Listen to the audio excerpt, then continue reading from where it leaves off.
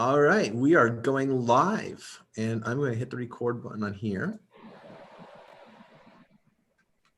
So I can welcome everybody to this meeting of the Champaign Blockchain Meetup Group.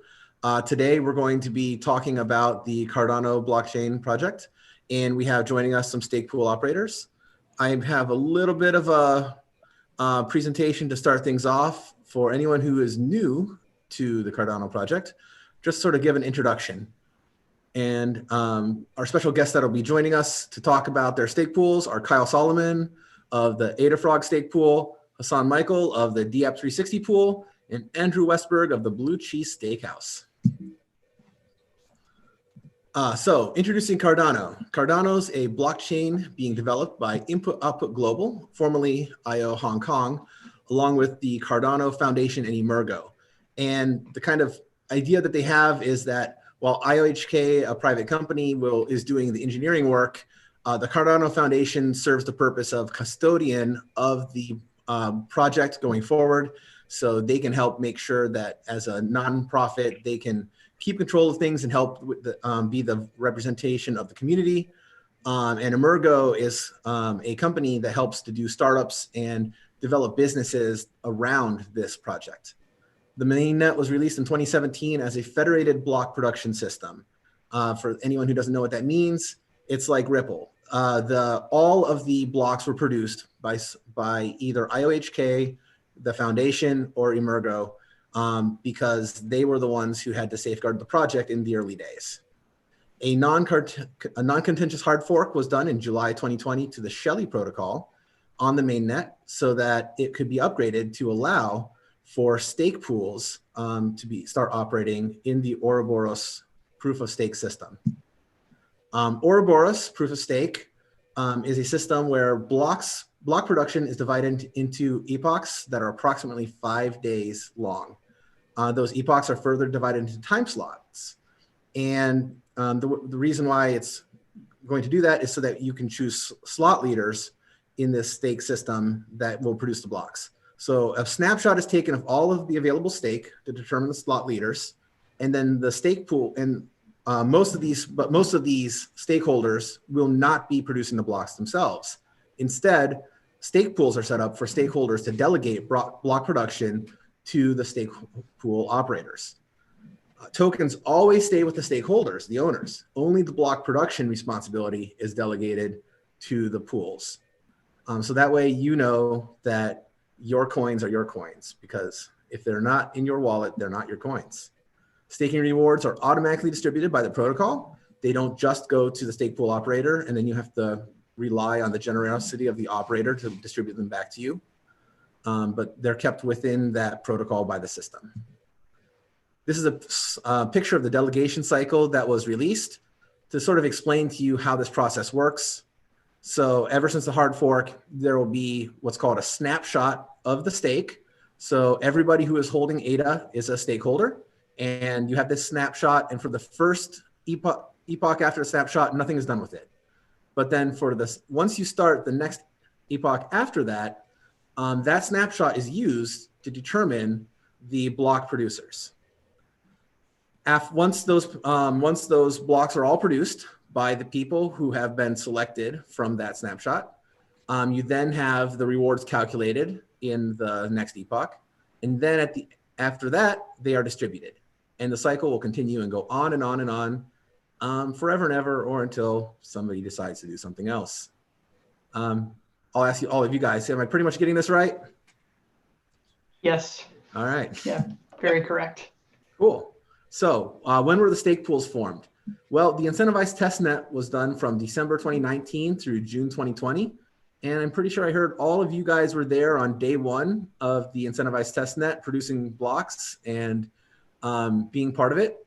The Haskell testnet, which is what's being used for Shelley, opened on June 9th, 2020. That is because the incentivized testnet was actually written in Rust. So it was it was a completely separate system. It wasn't on the mainnet at all. It was just a way to basically do the game theory and figure out, can everybody make sure we can do this right for 6 months before we try to do it on the mainnet. Haskell testnet, like I said, started June 9th. Now let's have everybody get experience setting these up for mainnet. And then the first stake pool snapshot was taken August 8th. And the first stake pool blocks started being minted on mainnet on August 17th.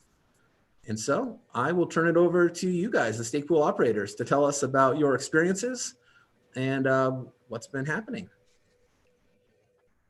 Well, that's an open question. So I guess the first question is, I'll throw it to you then, Kyle, since you were Sure. brave enough to say something. What was your experience setting up your stake pool in the testnet and those early days of just getting started with this? Testnet was like a newborn.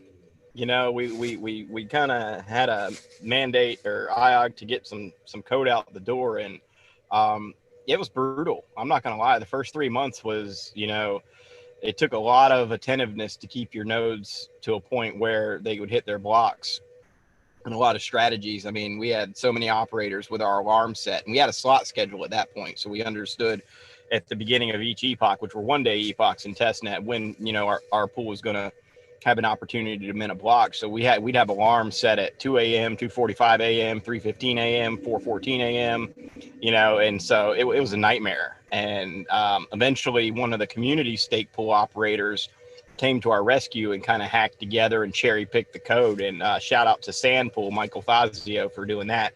He gave me my first good night's sleep in months. So, but it was great. You know, it kind of leveled out. And the coolest thing about it was what's really special about the Cardano stake pool operator community is we form this brotherhood, and it's very rare. We work very closely together.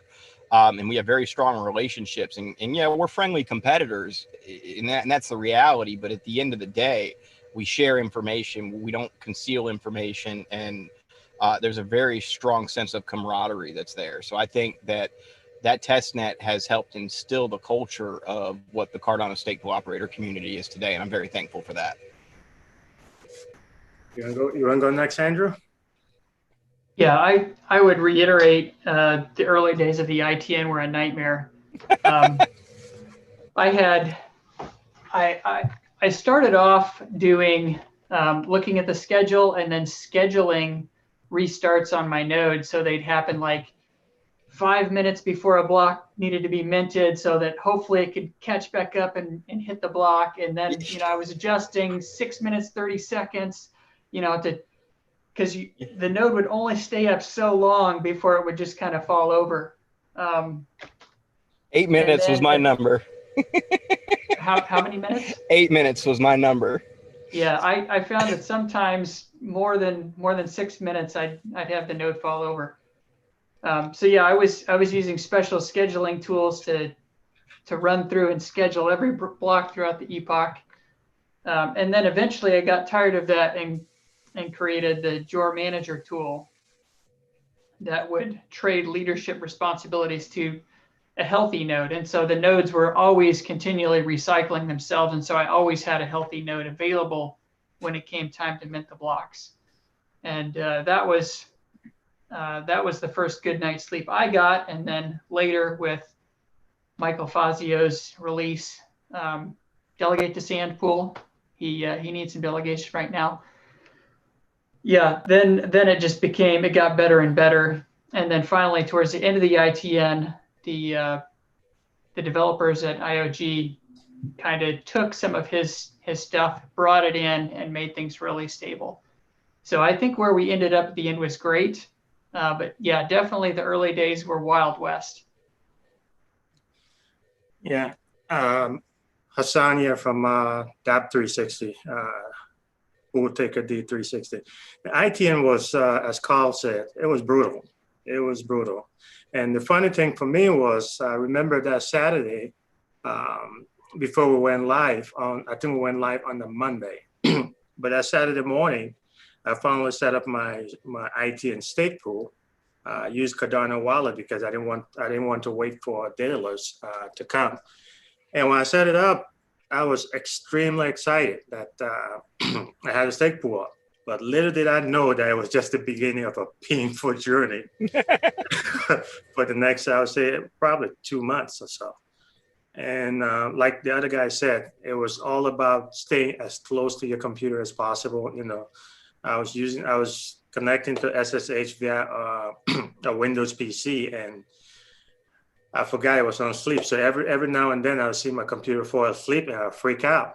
I run to the computer and shake the mouse a little bit. I come back, and then later on as time went by, I turned the sleep off.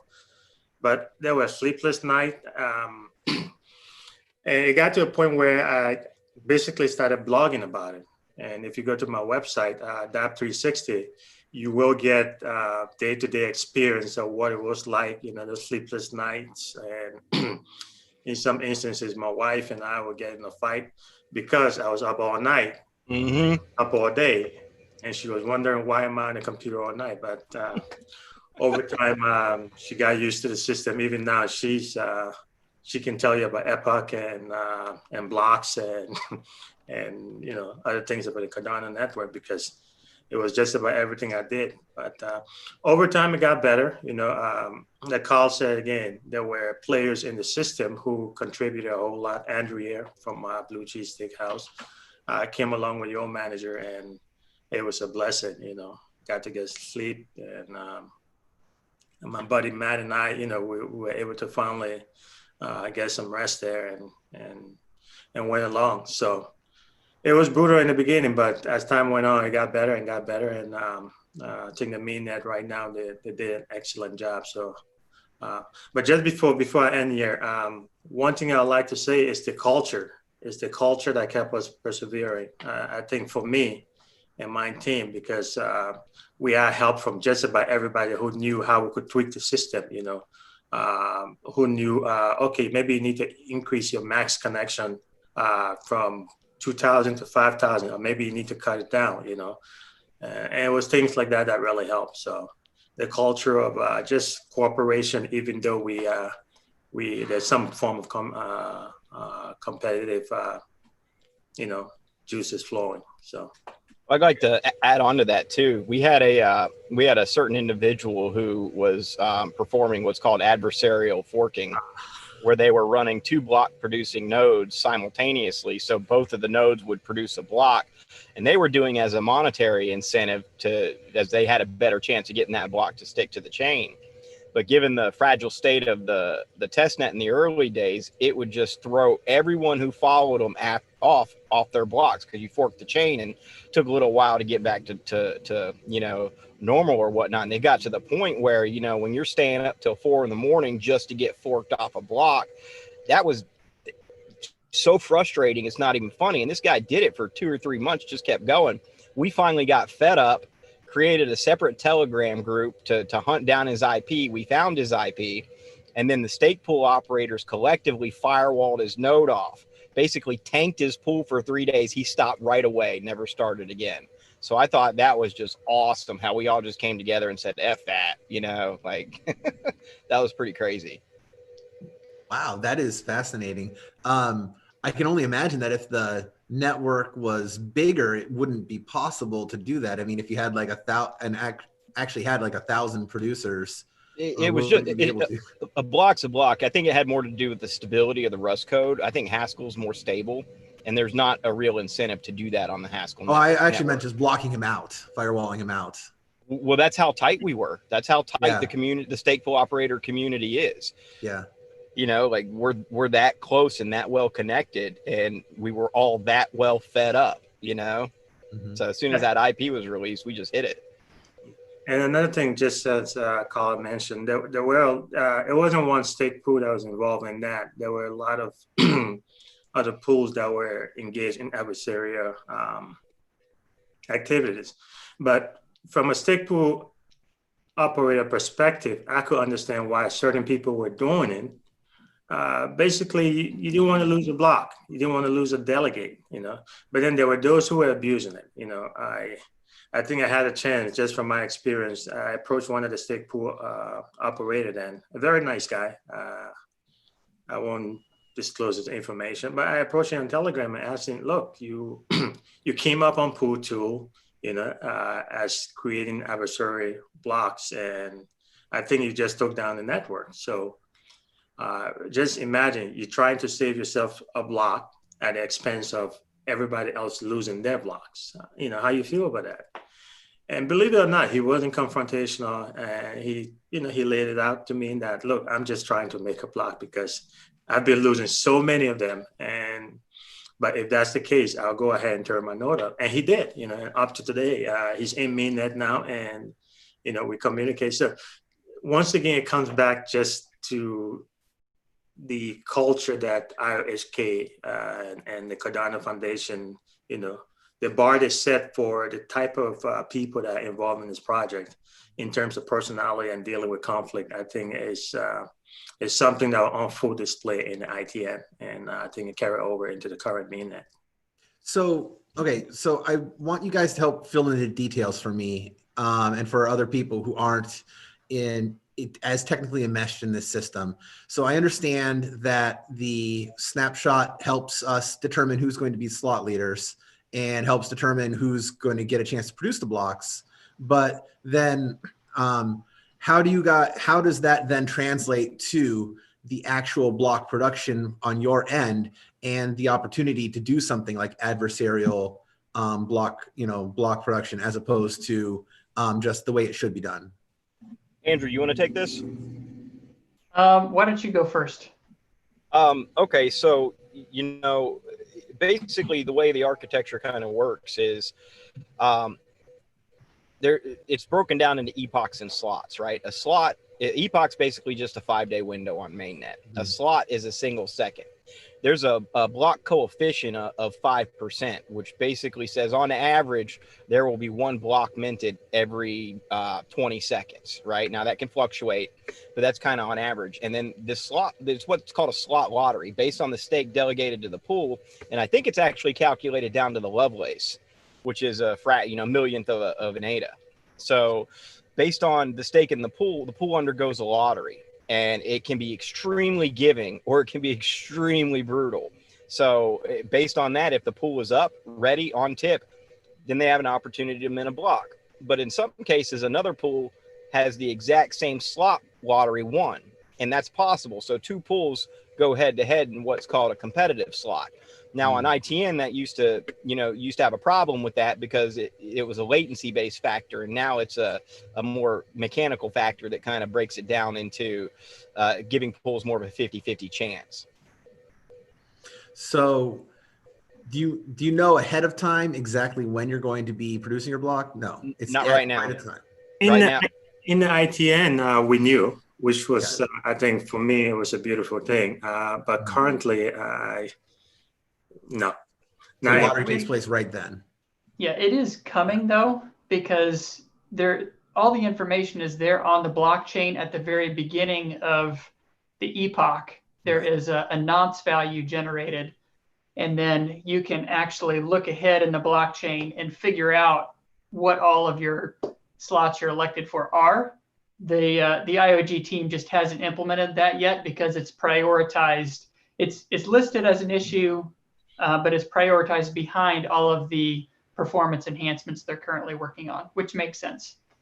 Okay. And but then if somebody, hopefully that will be coming. And then I imagine if somebody fails to produce a block, the result is either that 20-second time frame doesn't get filled, or the person who would have been head to head against them just goes ahead and wins. That's correct. That's correct. Yep.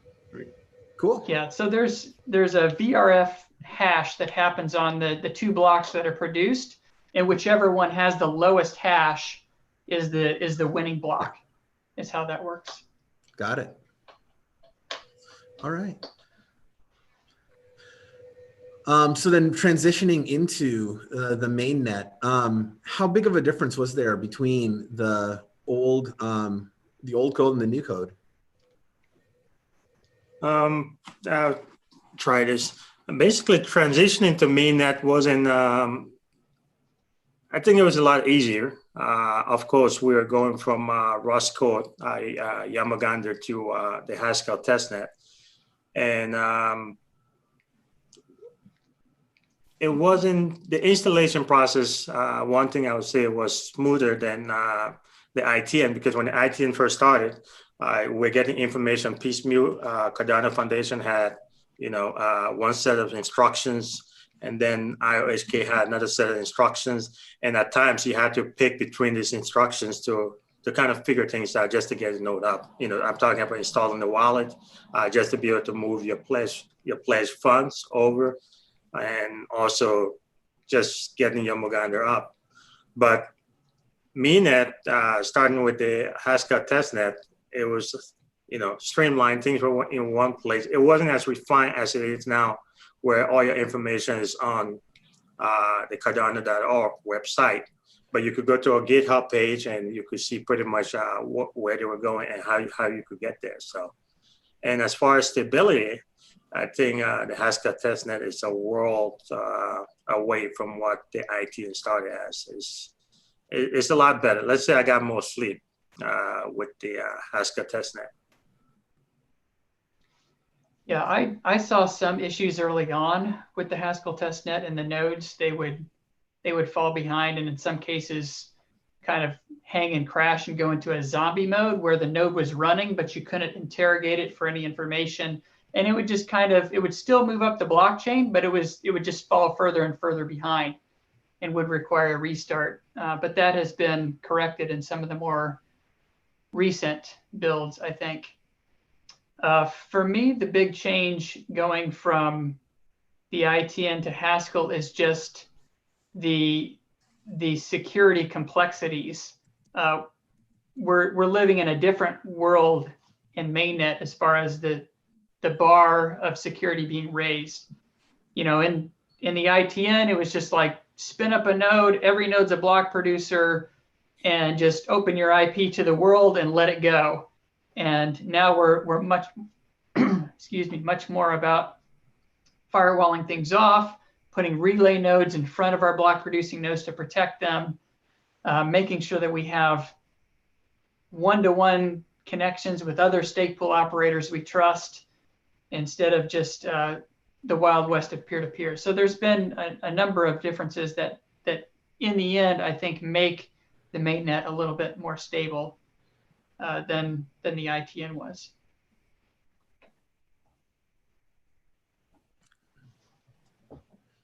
Cool. And then did you feel like everything was all ironed out as soon, you know, ready for that turn on with no? No. When you guys actually started going? I still felt like the Haskell testnet was a bit rushed, and we kind of put it out the door to hit a date. But that being, you know, there was a number of things I would have liked to have seen before we went out the door. One of them being peer-to-peer, obviously. The other being an actual leadership log so that we could explain and know what our performance was, instead of everybody sitting around hoping they get a block to validate, is my node actually working, instead of guessing, is my node working. That first, you know, day until you hit your first block was horrible. You know, it was just stress. And I tweeted it out several times, even to Charles. I said, you know, not having a leadership log is not a technology issue, it's a healthcare issue, because we were all just not handling the stress of it very well. Yeah, I have to agree with Andrew there. It felt a little rushed. Maybe for me, not the leadership log, but just for example, not being able to pledge directly from Daedalus.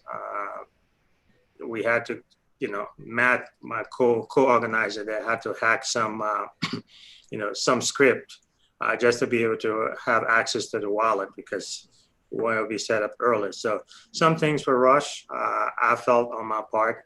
And like Andrew said too, the leadership log is very important, you know, knowing the blocks you schedule for and knowing whether you actually miss a hit. That's something that's important. And why is it important? Because delegates sometimes will punish you if you're not producing your block, you know. And in some cases, delegators punish you for nothing, man. in some cases, if you're not scheduled a block, what do you tell a delegate, you know? Well, we had with the delay in the epoch delay in rewards. I mean, We're not even paying rewards yet, and guys are leaving, and we're like, "What's going on?" You know, like we're doing what we're supposed to do. You're not making me money. Yeah, it's like nobody's making money. But my biggest issue with the Haskell testnet is we ran through so many chains. It was more so input output global, I felt, could do what they needed to do to testing, less about the stake pool operators validating their setups. I mean, there were some cases where we were spinning up a new node on a new chain, entire end-to-end process every other day or every day, and some of them were 6-hour epochs with KES rotation very quickly, and there's just a lot of work that was more entailed in just being up on the next chain versus validating your setup, and that was challenging.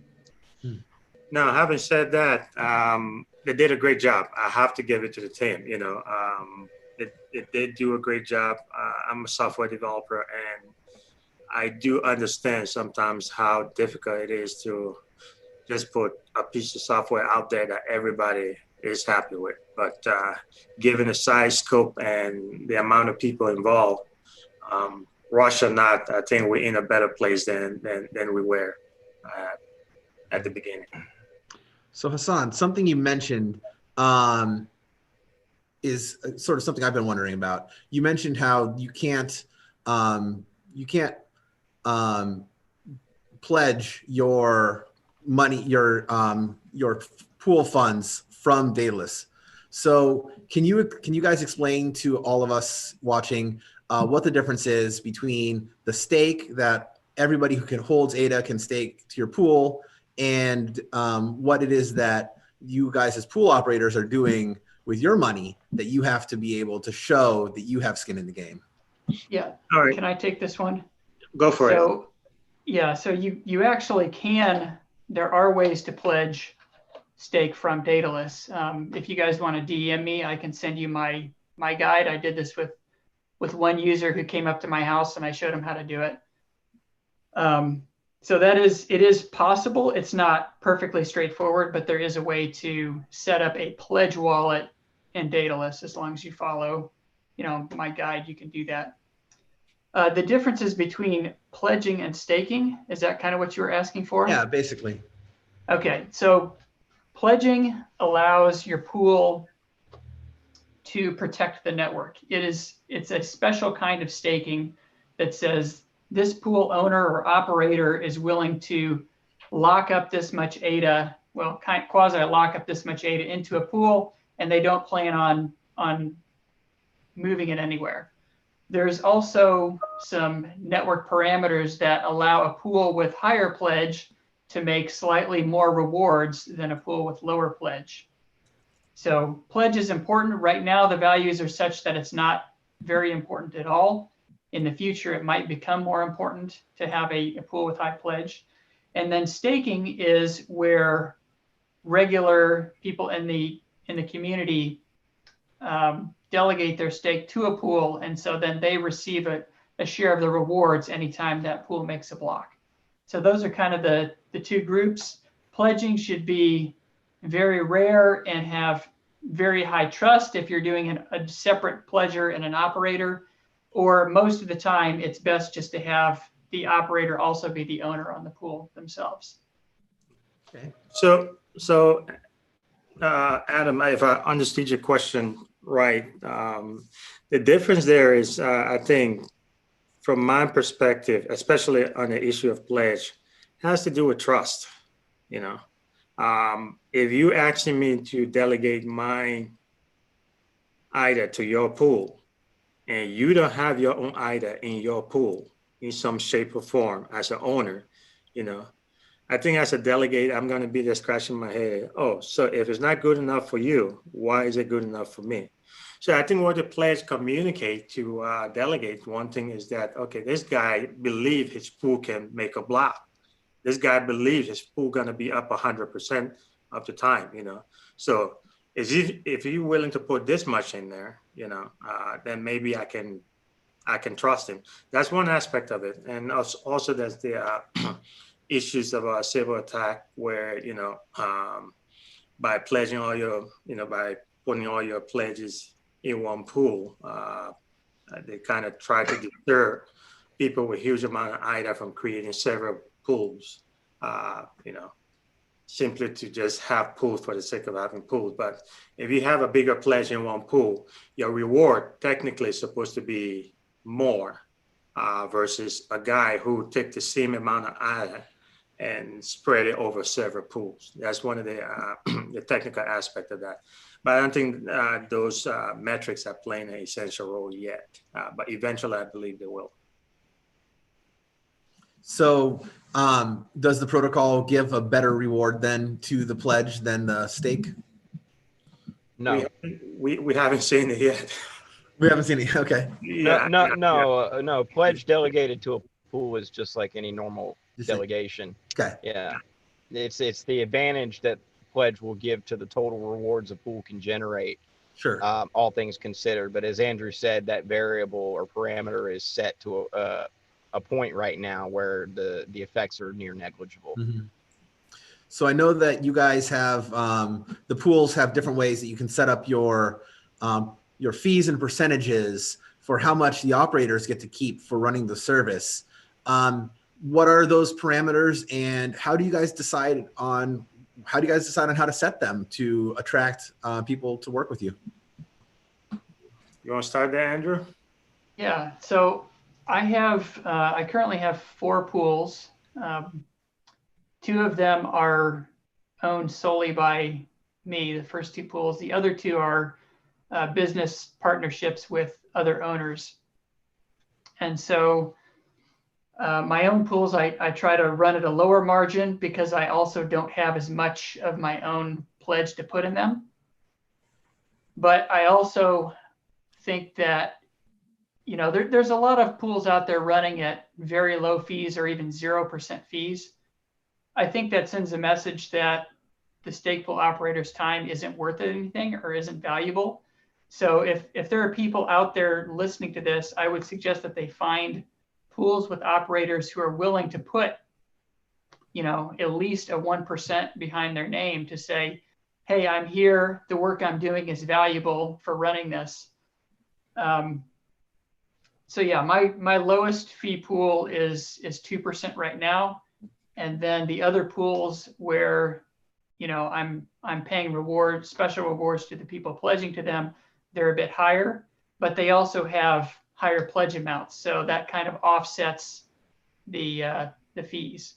And the way I've marketed those pools is those pools are going to stick around no matter what, the ones with the higher pledge. So even if they raise the A0 value and pledge starts to take effect, those are kind of my set and forget pools for people that want to just go into the ecosystem, pick a pool, and leave it for a few years. So no matter what happens to the A0 value, those pools are going to stick around. Whereas my pools, they may not be viable if they raise A0 enough, or I may have to combine my pools in order to keep my pledge high enough. So that's kind of the things I look at when setting that margin value is how much pledge do I have, and can it support having a decent fee and still attract delegators to it. And again, definitely don't sell yourself short if you're an operator. In fact, in my Jor Manager software I'm putting out now, or will be putting out soon in the coming weeks, I don't even let you do a 0% pool. I set the minimum at 1%. That's awesome. Just because I don't think anybody should be selling themselves as a free service. Hell yeah, Andrew. That's if badass. you want to use my easy to use software, I'm sorry, you got to charge for your service. That's awesome. That's great. Yeah, that was a question I was faced with back in the ITN, because when we first started, back then IOHK or Cardano Foundation didn't make any recommendation as far as what a pool fee should be. And we started off at 8%, which was a little high. And over time, I watched other pool operators, chasing blocks and chasing delegates, decide to drop their pool fees from somewhere from 10% to 5%, but we stuck at 8%. And I think that the reason why we did that, and I said we, including Matt, was because of fairness. We were putting a lot of time into those pools, and for me, it wasn't an issue of running a pool from my house because I'm in Florida. A DAP 360 pool running from Florida would be prone to a hurricane, and a lot of outages, electrical outages. So we couldn't take that risk. That means we had to put something in the cloud, and that incurs cost. And if this was a test net and, I'm spending a whole lot of time, I think it was only fair to us that we tried something that was decent. And what I learned from it is that if you communicate to your delegates your worth and tell them why you deserve that, I think people are intelligent enough to say, you deserve it. It's not an issue of greed. It's not an issue of of wanting, more than you work for. It's just an issue of saying, okay, we are doing something for the community, but if we can survive, then we won't be around to help the community either. So coming to mainnet now, we drop our pool from our pool fee from 8% to 3%. And the underlying reason was because now we knew it was no longer a test net. Things were going to be a little bit more competitive. And maybe we're not going to be putting in as much time as we did in the ITN. So it was only it was only a matter of time before other people were going to be going 0% and all of that. But we opted not to.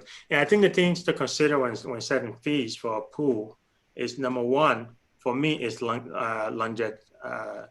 How long your pool going to be around? That's very important. For us, for example, I know Cardano recommended, a 4 gig server, 4 gig memory server, and not a whole lot of hardware resources to run a pool. You can even run out Rock Pi. I think I saw the other day, Rick from Digipool had somebody running a pool from a smartphone. But in our case, we're using bare metal servers. We're using 32 gig RAM memory on our servers. We got SSD drives attached to those things. So while we did that, I can give you one example. If there was a DDoS attack on my server, at least I know with the amount of memory and hard drive space I have, it will buy me at least an hour to get to it. But if you're running a pool on a 4 gig memory server and there's a DDoS attack for any reason on yours, that thing gonna shut down, in a matter of minutes. So there's a give and take. And if I'm incurring those costs, obviously I have to at some point pay for that. So that 3% we thought was a fair value after our own, feasibility study. Just at the same time, we want to do it not to scare away delegates, So those are some of the guiding principles that went into 3%. Yeah, I think there's a huge misconception with fees too. I ran Frog on ITN at 7.49% and outperformed quite a few 1% pools. I agree with you on that, Carl. And so what it really comes down to is if you look on mainnet, CF and I, they're advertising around 4.5 to 6% return on staking for delegators. And when you consider the difference between a 1% fee pool and a 5% fee pool, the difference to the ROS is a little less than a quarter of a percent of that staking number. So it's a very small price to pay. So what that means is pool operator capability, hands down, is king. If you got guys that are running 0 and there's some really good 1% operators, like 1%, that guy, he's smart. He knows what he's doing, But you've got a lot of individuals in that space, their effort is going to be directly attributed to their gain. And so it's very easy for a capable operator to offset fee. And so my delegators are very loyal. I've got quite a few that have come with me from ITN and whatnot. But, I'm also running an IoT project. So I'm trying to fund that with my pools. And I have 2 pools or 3 pools. I have Frog 1 and Frog 2, and those are both set at 4% minimum fixed fee. And then I have the Wolf pool, which is a 2% pool. And so, I think that if you're looking strictly on fees, you're playing the wrong game. And I've got a pretty good video regards to a pool that they're taking a look at. And you guys just type in ADAfrog on YouTube and you'll see that. So there's been some discussion in chat about block explorers and pool analysis. And between, I know that pool tools and ADA pools are the big, some of the big names. Does anybody want to weigh in on these? And a request was made for maybe somebody doing a demo of it to show like how someone would use this to examine pools and know what they're looking at. Yeah, Well, so ADA, go ahead, Andrew. ADA pools became much more important very recently because they were chosen as the Yoroi ranking algorithm in the Yoroi wallet. So their internal secret sauce ranking algorithm is now going to be the de facto ranking in the Yoroi wallet, which is very different than the one in Daedalus. So their website on the ITN wasn't really the big heavy hitter. Pool Tool was. Pool Tool is still great, and I still use that one more frequently. But yeah, because their ranking algorithm is now going to be the standard in a wallet, it definitely raises their visibility in the community, and they'll hopefully have to expose a little bit more about what goes into their ranking algorithm and how it differs from the other wallets' rankings. Sure. Yeah, I think another thing too from ADA pool that my co operator mentioned to me, you can also track delegates. You know, when delegates move from one pool to another, you can see that, and I think that's something pretty cool because you can see a flow of some of the pools that receiving the most delegates and where they're coming from. But like Andrew mentioned, initially it was pool 2, and personally I still go with pool 2 for a lot of my statistical check on my pool, in terms of blocks and delegates and well, it's ROS and things of the sort. So, but I think there's a lot of them coming on too. There's a new one, Cardano Scan. I visited their site, and they have an excellent UI. And I haven't seen the ranking yet, but the UI and the information that was presented there is I think outclasses the other two pools from the ITN, which is pool 2 and ADA pool. But they're a new player in the game. I think these guys are produced by Quancheck, if I'm not mistaken. Yeah, another one is pool.pm, which is kind of fun because that kind of shows you a live view of everything, PM, as in Mary. And so you can, this is put out by Smog Stake Pool.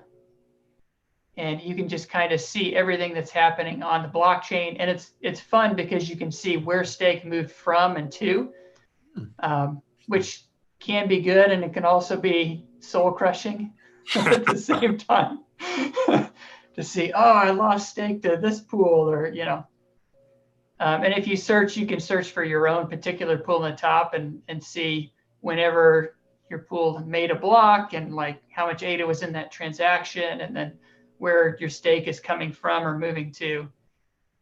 So it's kind of a fun tool to play with.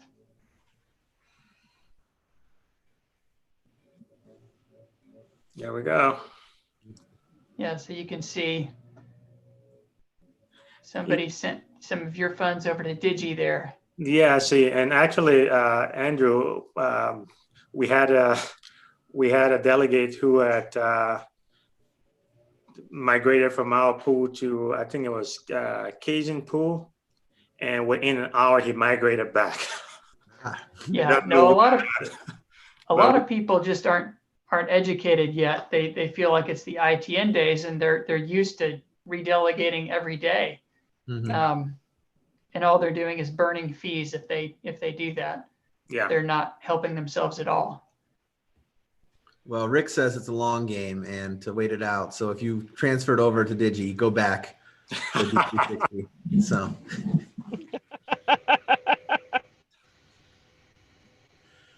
Is Rick in here? I don't think so. I don't think so.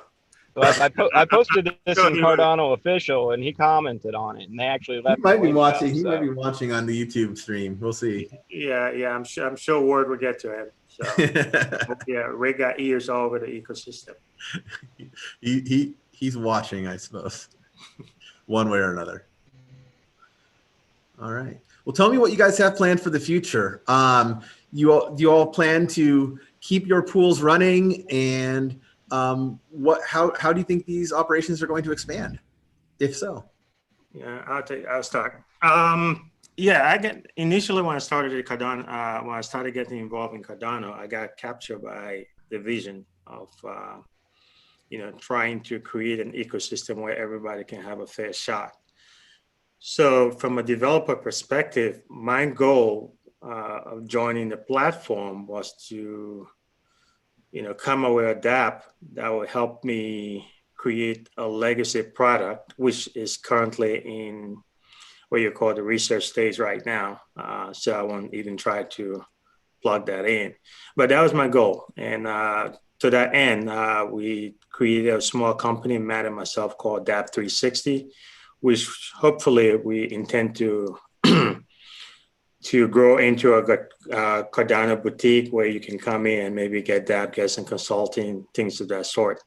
But the stake pool was a nice way to kind of look under the hood of the blockchain, know how transactions were created, know how transactions were logged to the blockchain, know how hardware were involved in writing blocks and things of the sort. So hopefully our game plan at dApp360 is to, at some point keep the stake pool operating for as long as Cardano is here. But at the same time, migrate a little bit more towards decentralized application. That's where we are. We got something in the pipeline right now. We're trying to beat Goguen before Goguen come out with this piece of software, something similar to Pool 2, where you can go and at least be able to see all the dApps on on the Cardano blockchain, see what the utilities are, see what the categories are. Maybe some dApp might be strictly in the financial sector. Some dApp might be strictly in the trust sector. Some dApp might be a crowdfunding dApp. So we'll be able to categorize all of that.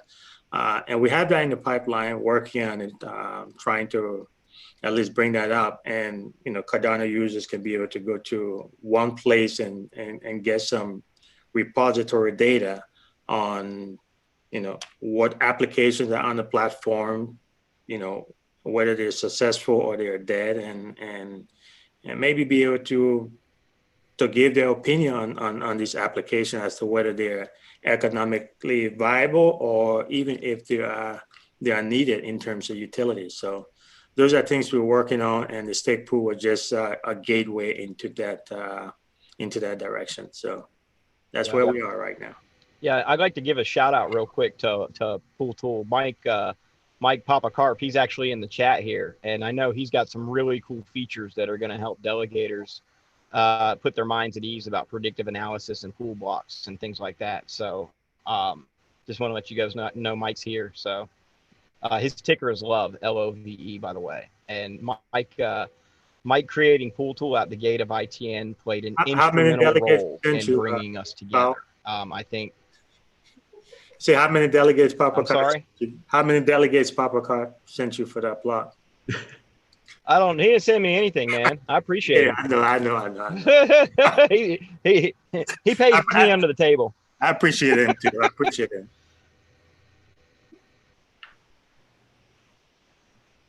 Yeah, I actually got to meet Mike a few weeks ago. He lives about 30 minutes from me, so we actually broke our quarantine to sit down at a coffee shop and have a conversation. It was a lot of fun. He's a great guy and awesome in the community. Another person that's helping him with a lot of that predictive analysis is Umed, and his Sky Pool is another good one to look at. And yeah, Adam, and that's what we're talking about, the Cardano culture. I mean, you got Papacarp making a tool, and it takes a lot to produce this the software and put online for free, just so others can benefit from it. And even Andrew, I know he's really humble about it, but it's a lot of work, even if you have the skill and expertise, which is great, but not to ask for money in return or not to ask for kickback, and just put these tools out there, that actually benefit people's life and improve, efficiency. That's something that that I think that's a culture that I find really, really admirable in the Cardano community, because I remember back in 2017, I used to trade in Ripple, and I would go in the Ripple forum, and it was very toxic. Let me put it at that. It was very toxic sometimes when you just voice something you were not satisfied with. Forget about people producing free tool and just handing it out. That wasn't something I found in that community. I didn't find that even in the Ethereum community at the time. Now, it's my personal experience. Obviously, I can speak for everybody, but within the Cardano community, I mean, it's magnificent. And Andrew's here. I personally like to say thank you for your hard work. And Carl mentioned Papa Carp. He's another person I would like to meet and have a glass of beer or whatever he drinks, and just extend my gratitude. Yeah, totally. We're a brotherhood because of, I think, how Pool Tool brought us together. It was just an amazing thing. And on that, these tools are being adapted for mainnet, so they're only going to get better. You can only do so much in so little amount of time. And I think Pool Tool is going to become even better with some of the things that I've seen being discussed about, where Mike wants to take it. And I don't have visibility into everything he's doing, so I'm confident on that regard. But I just want to also throw out the delegators. Don't necessarily use these tools for performance data, because performance data doesn't really exist yet. Slot lotteries, they vary drastically. And, you're best looking at performance data over a relatively extended period of time. So I wouldn't, use these tools to go chasing the pool that minted the most blocks in Epoch, because the odds of you hitting that again are it's a losing strategy to chase Epoch to Epoch, is I guess what I'm saying. Sure, and you don't even want to go with the pools that have the biggest stake thinking they're going to be picked, because if you go with a pool with small stake, that just means you get a bigger share of rewards, right? It depends on how many blocks they produce versus stake. Yeah. Yeah, I mean, there's several factors involved there. Even a bigger pool, you could go with them today, and and as soon as they reach saturation, then you have to watch it behind to see how far over saturation they went. Else, you'll be in trouble. Whereas, with smaller pools, you also have to worry about them making their blocks. Mm-hmm. And when I say making their blocks, not in terms of efficiency, but more in terms of whether do they even have enough stake to mint a block. So it's a balancing act, really. And I think for delegates, you have to watch your pool at least once in Epoch. That's 5 days. You can at least check it, You think there's going to become sort of that more clarity as time goes on to see what that balance is of how much you need but not over, or is it always going to be sort of something that's shifting? So I was watching. I was reading one of the blog from Laos, from IOSK, and it's a living system, right? And it's a living system that moves, and as it moves, all the individual pieces have to move with it.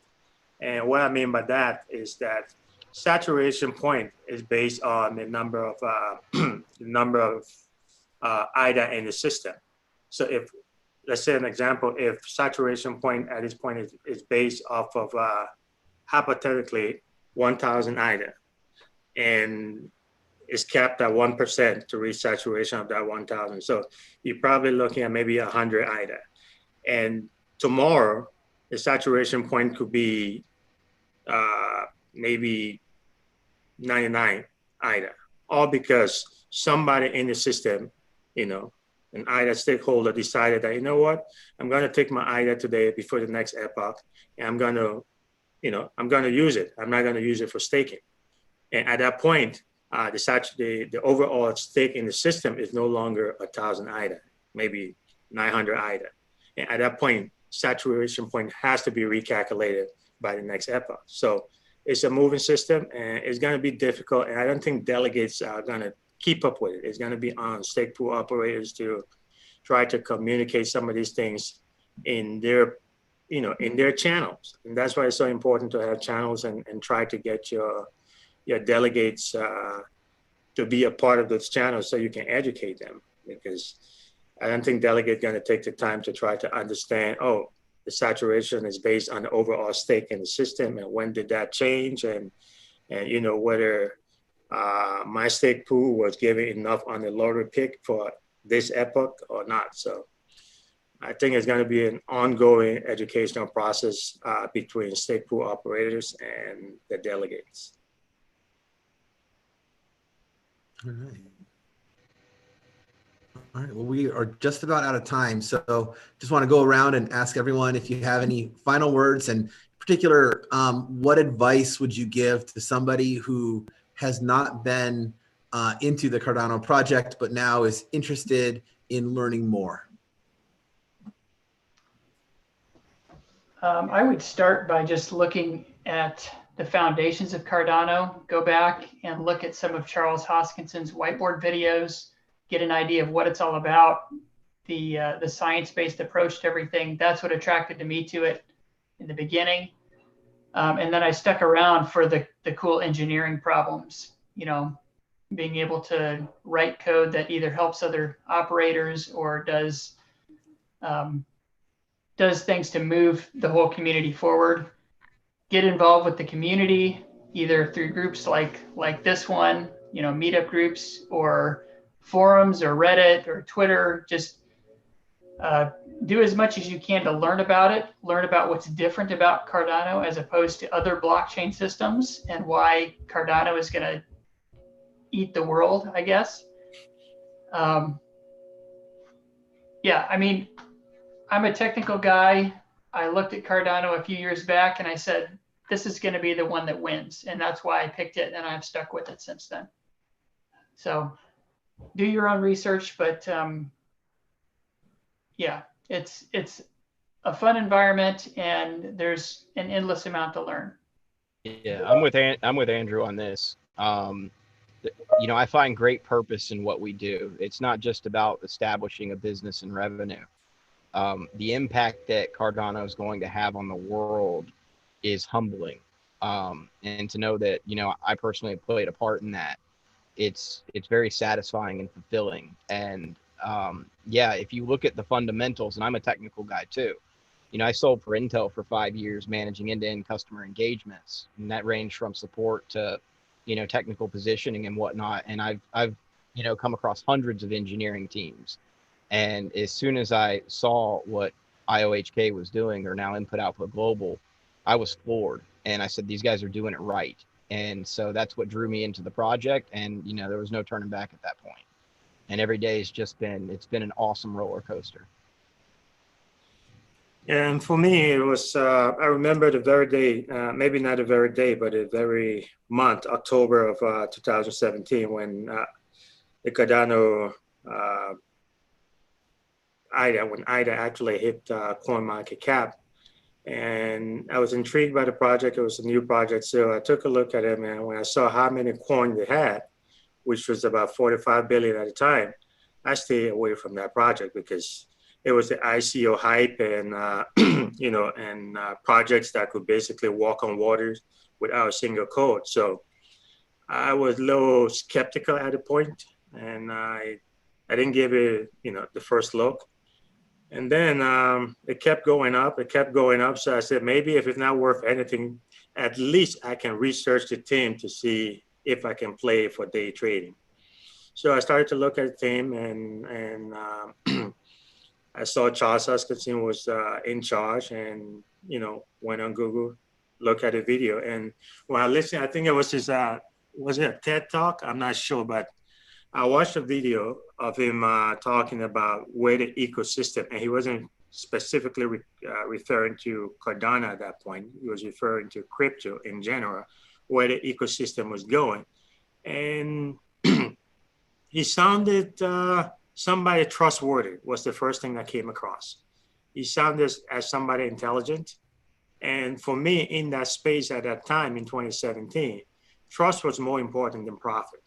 So when he came across as trustworthy, it allowed me to at least research the project and research the team. And I saw, you know, like Andrew mentioned, the scientific approach, the fact that they were writing a lot of papers, the fact they were working with universities. And from that point, I was sold. And when I say I was sold, I basically bought a lot of Cardano. The 45 billion coin didn't matter anymore. And I followed the project in terms of the technology, in terms of the vision, what they're trying to do in Africa. You know, I'm originally from Africa, Liberia to be specific, and my father's from Sudan. So if you get a little bit of the accent, that's where it's from. And, you know, I follow him trying to produce something that would help the unbanked in Africa. And Cardano was just a vehicle to get that accomplished. So that only brought into my desire to attach myself to the project even more.